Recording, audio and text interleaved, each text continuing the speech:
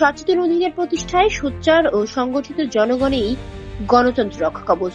এই প্রতিপাদ্যকে ধারণ করে 5 এপ্রিল এলজিইডি হলরুমে সুশাসনের জন্য নাগরিক সুজনের দ্বিবার্ষিক জেলা সম্মেলন অনুষ্ঠিত হয়েছে। সভাপতিত্ব করেন সুজনের জেলা সভাপতি guerrilla leader doctor S M. Shafiqul Islam Kanu.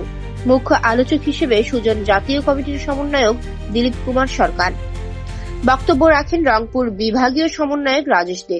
আলোচনা শেষে অধ্যক্ষ আমিরুল হায়াত আহমেদ মুকুলকে সভাপতি ও সাংবাদিক আনিসুর রহমান লাডলাকে সাধারণ সম্পাদক নির্বাচিত করে 31 সদস্য বিশিষ্ট সুজন লালমনিরহাট জেলা কমিটি গঠন করা হয়।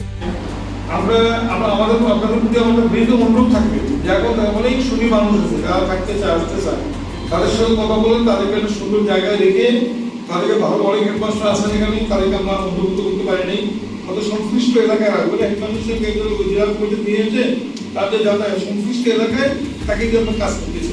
হ্যাঁ, অনেক হেডমাস্টার আছেন যারা বিলুপ্ত মানুষ, তারা আছেন, তাদেরকে ওই এলাকাগুলোতে নিয়ে তাদেরকে কাজে অনেক সাংস্কৃতিক কর্মী আছে যারা আমাদের প্রয়োজন আছে। আমরা তাদের কিন্তু এই উপজেলা কমিটি হবে, তারপরে আপনার পৌরসভা কমিটি হবে।